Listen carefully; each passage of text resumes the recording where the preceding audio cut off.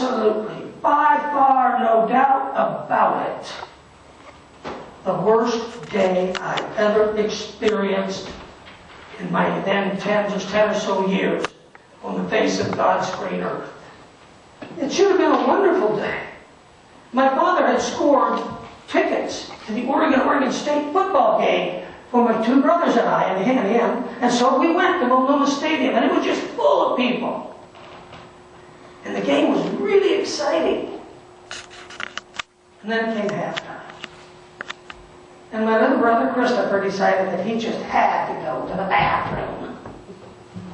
And of course my father wanted to get us popcorn, so he gave me some money and said, "Here, go get the popcorn and watch your brother." So we got up there, and the bathrooms were right next to the concession stand, so he says, "Go in there and do what you got to do. And when you come out, you wait right here. Do not move a muscle. I want you right here when I come back. Do you understand?" "Yes, Daddy, I understand." I had the popcorn, and I came back over. He wasn't standing there. Well, maybe he's not done yet. So I went into the bathroom. He wasn't there. I came back out, and he still wasn't standing there. And I was starting to get scared. Deep down in the belly of your gut, scared. I walked all around that stadium, up and down every aisle, all those stairs, and I couldn't find him. What am I going to do? How am I going to tell my father I lost his youngest son? Head back to where we were sitting. And right there, next to my father, smiling at me and waving, was Christopher. People wander and get lost all the time. Sometimes it's unintentional.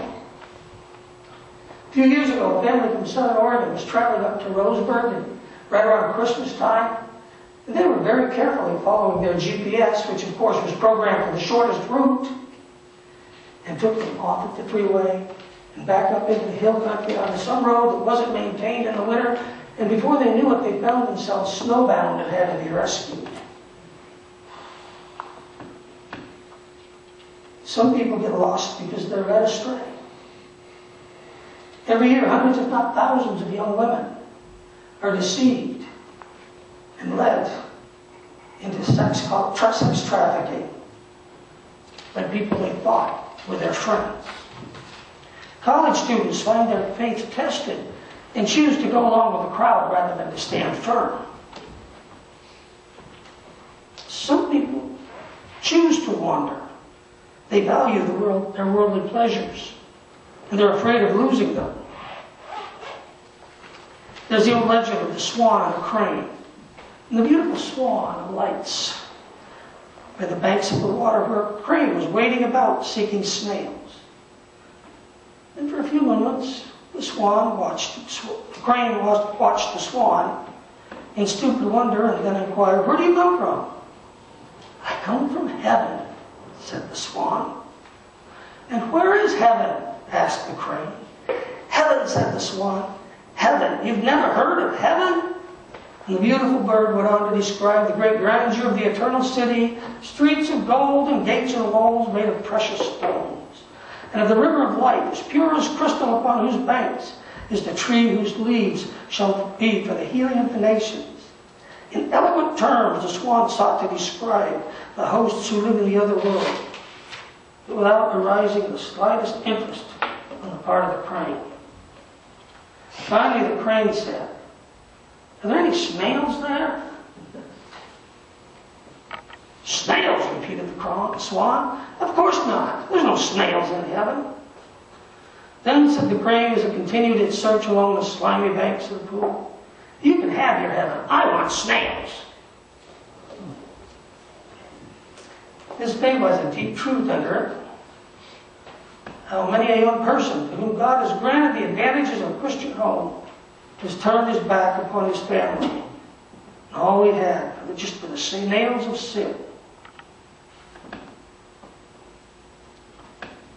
Some people get lost and they don't even know they're lost.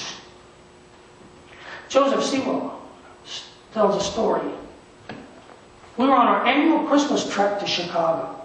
Each year we brought our family to spend some time with Grandma and Grandpa and go shopping at the suburban Woodfield Mall. In the midst of all the fun and excitement, one of us noticed that little 3.5-year-old Matthew was gone.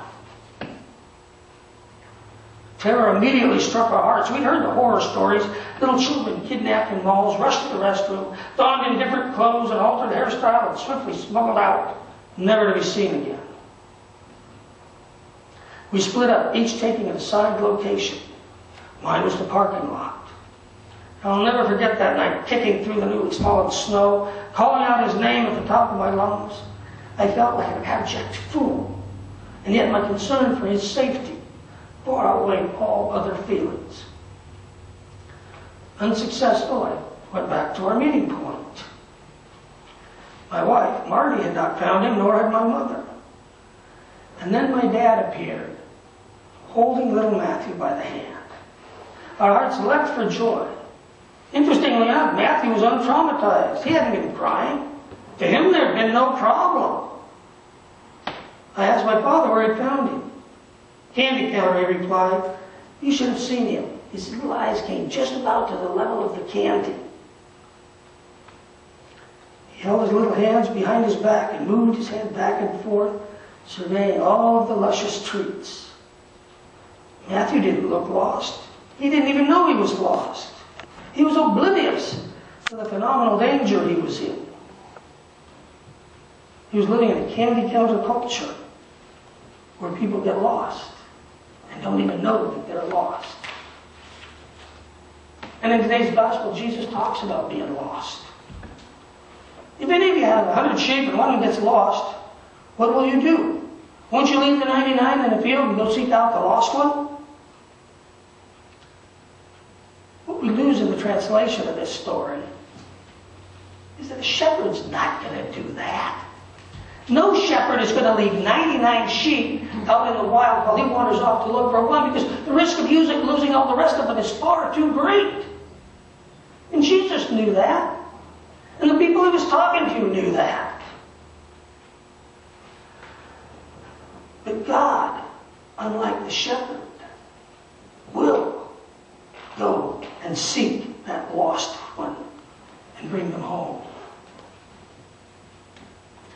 And so Jesus goes on to say there'll be more joy in heaven over one sinner who repents than over 99 respectable people who don't need to.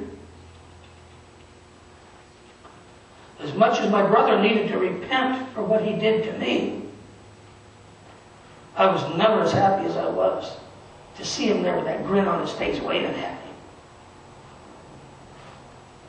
And then he talked about a woman who had 10 silver coins and loses one, and she sweeps the house and breaks out the lantern and crawls around on her hands and feet, or her hands and knees, and looking all over until she finds it, and then she calls her neighbors and says, we gotta have a party, I found my lost coin. And Jesus said that's the way God's angels are happy when even one person turns to him. Now our youngest daughter, I don't think has balanced her checkbook more than 3 times in her life. Not quite like my lovely wife. She's one of those 10 penny people. There's probably a few more of those here. She's got to have that checkbook balanced to the penny. I hope you're doing that with our church accounts. They got to be balanced right to the penny. I've seen her stay up 3 hours in the middle of the night looking for 7 stupid cents. And then she finds it. And as happy as she is to find it, she's usually madder than a wet hen at me because it was my handwriting she couldn't read and made her make the mistake.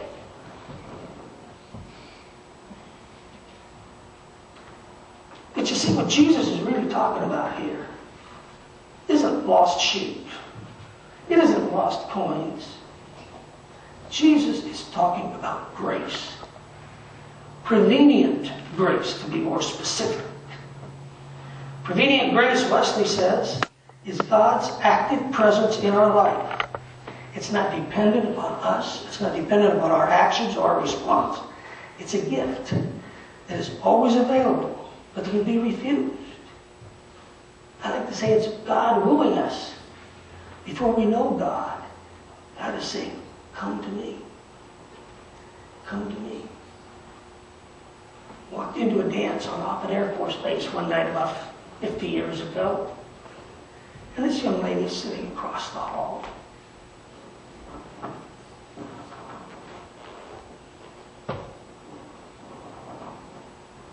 And I went. And 50 years later, I'm glad I did. But that's what prevenient grace is. It's God calling us. Come here.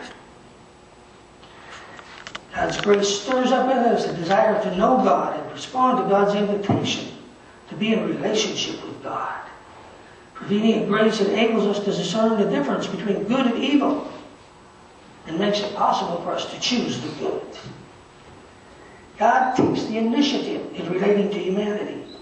We don't have to beg and plead for God's love. There it is. Because God is seeking us.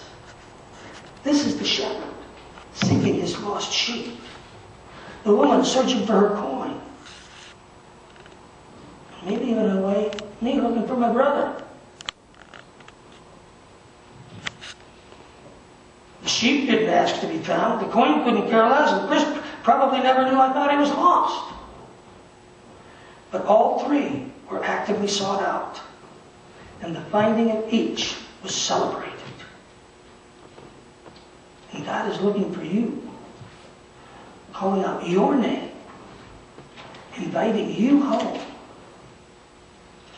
God has prepared this meal just for you as a welcome. The meal's prepared. The table is set.